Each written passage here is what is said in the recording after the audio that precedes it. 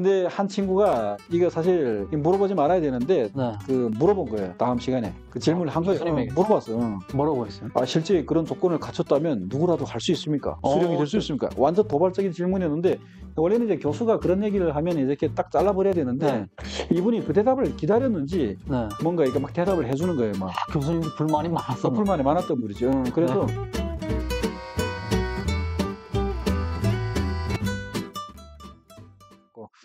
그 함흥에서 아무래도 이제 오랫동안 살았고 함흥에서 결국은 탈북을 결심하고 나오셨잖아요. 그렇죠. 저도 역시 함흥에서 탈북을 결심하고 나왔단 말이죠. 그래서 네. 결국은 우리가 왜 떠나게 됐을까? 뭐 이런 얘기들도 나눴으면 좋겠는데요. 그렇죠. 1990년대 이때 이게 혁명적 수령관이 저기 국장이 먼저 무너져가지고 오셨는데 네. 왜 무너졌는지 그때는 나름 뭔가 그래도 북한이 사회주의라고 제창할 때고 뭔가 그럴 때인데 그게 좀 궁금하네요. 네. 그래요. 이제 저희가 이제 92년도에 이제 그 고등학교를 졸업했어요. 그때가 이제 사실 중국과 이제 한국이 막 수교를 할 때고 네. 외교 관계를 맺고 이미 뭐 89년 그 몇 년 전에 동유럽에서 이제 사회주의권들이 이제 연달아 이제 도미노처럼 무너지고 뭐 독일이 통일되고 그리고 북한도 이제 상당히 이제 위기감을 느끼고 있었는데 북한 내부에서는 그런 정보들이 철저하게 차단이 돼 버렸어요. 그래서 네. 해외에 이제 나가 있는 외교관들이나 이런 사람들은 그런 정보들을 빨리빨리 접하니까 뭔가 민첩하게 대응을 했지만, 그러니까 우리는 뭐 특히 이제 함흥 쪽 내륙이잖아요. 네. 이제 뭐 국경 쪽에 있다 그러면 뭐 혹시 중국 TV도 볼 수 있고 가끔씩 운이 좋아서. 근데 함흥 쪽은 내륙이다 보니까 그런 걸 좀 접하기가 힘들었습니다. 그때. 그렇지만 저희는 이제 나름대로 이제 말씀하셨던 것처럼 상당히 뭔가 자부심, 사회주의 체제에 대한 자부심을 갖고 있던 세대로서. 왜냐면 80년대가 나름 북한의 전성기라고 이제 볼 수가 있는데 그때 이제 중고등학교, 초중고를 이제 다녔기 때문에 상당한 그 체제에 대한 자부심을 갖고 살았던 세대이고 또 우리가 이제 졸업을 하게 되면 소위 말하는 뭐 공산주의 사회도 갈 수 있다. 뭐 이런 어떤 장밋빛 환상도 이제 갖고 있던 그런 세대였어요. 그래서 뭔가 이제 충성심도 상당히 높았던 근데 그 시기였고. 충성심이 높았던데 그게 왜 물 먹은 담벼처럼 왜 무너지는 이유가 뭐예요, 그게? 순식간에 무너지는 이유는 이제 우리가 배웠던 것과는 이제 현실과 이제 어떤 그 괴리가 너무나 커지니까. 왜냐면 대학에 이제 들어갔는데 이거 뭐 말이 아닌 거예요. 왜냐면 이게 6학년쯤 되니까 사회주의 지키자 뭐 이거 뭐 어쩌고저쩌고 하는데 이게 결국은 사회주의도 먹어야 지키잖아요. 근데 이게 북한은 그때까지만 해도 배급제가 이제 부분적으로 유지가 됐어요. 그래서 근데 이게 배급의 어떤 질, 흰쌀을 주다가 이제 흰쌀과 이제 그 옥수수 쌀의 비율이 점점 이제 옥수수 쌀이 점점 많아지는 거예요. 그때부터. 그러다가 이제 한 91년도쯤 들어가니까 그 옥수수 쌀도 이제 양이 그냥 절반으로 확 줄어들고. 그렇게 하면서 이제 점점 이제 어려워지니까. 그렇지만 이게 교사들이나 이런 분들은 사회주의 지키자. 뭐 애들한테 뭔가 막 이렇게 뭔가 우리한테 뭔가 이렇게 사상 수입을 했어요. 근데 우리도 이제 그게 좀 동조하는 분위기였고, 그래서 막 심지어 우리 그 역사 선생이 하나 있었는데, 이분은 정말 이제 그 말 그대로 이제 사상성이 아주 투철한 분이었는데, 막 애들한테 이제 항상 이제 말할 때마다 뭐라 그래야 되면 맨밥에 맹물에 밀밥을 말아 먹어도 사회주의 지켜야 된다. 그래서 참 저분은 대단하시구나. 뭐 우리가 이렇게 생각을 했는데 그 학교를 졸업하고 한 3년쯤 되니까 고난의 행군 딱 들으니까 가장 먼저 돌아가시더라고요. 진짜. 그래서 그 마음이 너무 아프더라고요. 진짜 그런 분들은 정말 뭔가 좀 뭐 고지식하다고 해야 되나요? 그렇죠. 고지식한 사람들. 그 소위 진성 당원이었는데 북한의 당원이었어요, 그게. 참 우리 대한민국 사회에서 살아갔더라면 정말 잘 살았을 정말 충실한 성실하게 잘 살았을 분들인데 체제를 잘못 만나서 굶어서 돌아가신 거예요. 그래서 그 얘기를 들으면서, 그리고 이제 그때 충격을 받았던 게 대학교에 들어가니까 막 배급 시스템이 붕괴가 되면서 어느 날 시장을 이제 나갔는데 시장 입구에 들어가는데 장사꾼들은 원래 손님이 오면 호객 행위를 해야 되잖아요. 뭘 팔려고 막 이렇게 막 손 내밀고 이렇게 해야 되는데 웬분이 이렇게 갑자기 이렇게 얼굴을 가리고 이렇게 돌아앉는 거야. 그 사람이 무심코 지나가다가 더 신경 쓰이잖아요. 그 사람은 왜 얼굴 가리고 돌아앉지? 뭐 그래서 이렇게 가서 이렇게 봤어요. 누구지 하고 봤는데 우리 담임 선생인 거예요. 이게 뭘 파나 이렇게 봤더니 집에서 이렇게 옥수수 국수를 뜨거운 물에다 말아가지고 와서 이렇게 고명 놓고 뭐 이거 파는데 딱 보더니 너무 부끄러우니까 이렇게 해서 가리다가 이제 안 보고 그냥 지나갔으면 됐는데 너 궁금하잖아. 나는 그것도 모르니까 가서 이렇게 딱 보니까 이제 이분이 그냥 얼굴이 새빨개지니 그냥 도망치고 그냥 그거 다 두고 가시는 거예요. 그 충격을 받았어 내가 그때. 와, 이게 우리가 그렇게 불과 학교 졸업하고 2년 후에 벌어진 일인데 이게 뭐야? 이게 무슨 뭐 공산주의는커녕 이거 뭐 굶어 죽는 지금 거꾸로 가는 거 아니야? 지금 완전히 이거. 그래서 도대체 어디서부터 잘못됐을까? 그런 고민을 이제 엄청 많이 했고, 그러다가 이제 북한에서 답을 안 주잖아요. 그렇죠. 안 준단 말이에요. 그래서 말을 또 함부로 해도 안 되고. 그래서 이제 그런 고민들을 이제 되게 많이 하다가 아무래도 이제 대학생이니까 네. 그 대학생들끼리 이제 다 이제 18살에 이제 17살에 대학교 입학을 해서 네. 한창 뭔가 이렇게 진취적인 사고를 갖고 네. 아무리 눌러도 그때 나이에는 지적 호기심이 막 발동할 그런 나이니까 네. 막 이제 교과서에서 뭐 교수가 뭐라고 가르치면 거기에 대해서 의문을 계속 갖는단 말이에요. 질문이 자꾸 네. 생기고. 그래서 그런 질문을 이제 받다 보니까 가장 이제 우리 충격을 받았던 게 이제 왜 세습을 해야 되는지. 그게 우리가 소위 말하는 아까 혁명적 수련관. 그 시대에 벌써 세습을 왜 하는지. 아까 그 세습가면 김일성에서 김정일로 이제 넘어갔던 확실히 네네. 장악했던 시기니까 그걸 왜 우리가 세습을 정당화하는 그 소위 말하는 영도의 계승성이 이어져야 되는지 그 논리의 정당성을 만든 게 바로 이제 혁명적 수련관. 네. 그래서 그걸 배우는 과목이 김일성주의 기본이라는 과목이에요. 대학교에서. 그래서 그걸 이제 배우는데 주체사상이 어쩌면 진수. 그래서 결국 뭐 김일성이 주체사상을 만들었고 네. 수령이 되려면 이런 사상도 만들었고 또 리더십이 탁월하고 그 영도력이라 그러잖아요. 그다음에 세 번째가 아주 정말 인민을 매혹시키는 그런 탁월한 인민적 사업적 작품. 우리는 말하는 뭐 소위 말하는 인품이잖아요. 그런 뭐 이런 게 세 가지를 완벽하게 갖춘 사람이 이제 김일성 일가밖에 없다. 그냥 그러지. 우리는 아니 그러면 세 가지 조건을 갖춘 사람이라면 김씨 일가 말고도 또 다른 사람도 저런 거 갖출 수 있지 않냐? 뭐 이런 의문이 드는 거예요. 그 당연한 거 아니에요, 그거? 이거 국장님은 아주 타고난 반동이었네요. 그렇죠. 탁월한 반동이었어요. 근데 나뿐이 아니라 한 세 명이 우리 대학에서 이제 그러니까 우리 대학 들어가면 바로 이제 그 수능 시험을 보고 들어온 직발생이 있고 네네. 또 제대군인 그룹이 있고 또 이렇게 공장에서 추천돼서 들어온 파견생들이 있어요. 또 네네. 이제 그리고 이게 그룹으로 나뉘어 있어요. 그래서 뭐 제대군인들이나 이렇게 그 파견 나온 친구들은 이제 그런 친구들은 위탁생들이잖아요. 네. 이런 친구들은 좀 이렇게 나이 먹어서 들어왔으니까 생각이 굳어있는데 우리는 이제 뭐 17살, 18살 막 한창 이제 뭔가 사고가 이제 뭔가 네. 유연한 시기니까 별의별 생각이 다 들죠. 그런 그 질문 막 친구들 가까운 그 직발생들끼리 모여가지고 야 그러면 뭐 너도 할 수 있고 나도 할 수 있다는 얘기 아니야. 막 이런 네. 얘기 하면서 근데 한 친구가 이거 사실 물어보지 말아야 되는데 네. 그 물어본 거예요. 다음 시간에. 그 질문을 한 거예요. 교수님에게? 물어봤어요. 뭐라고 했어요? 실제 그런 조건을 갖췄다면 누구라도 할 수 있습니까? 수령이 될 수 있습니까? 완전 도발적인 질문이었는데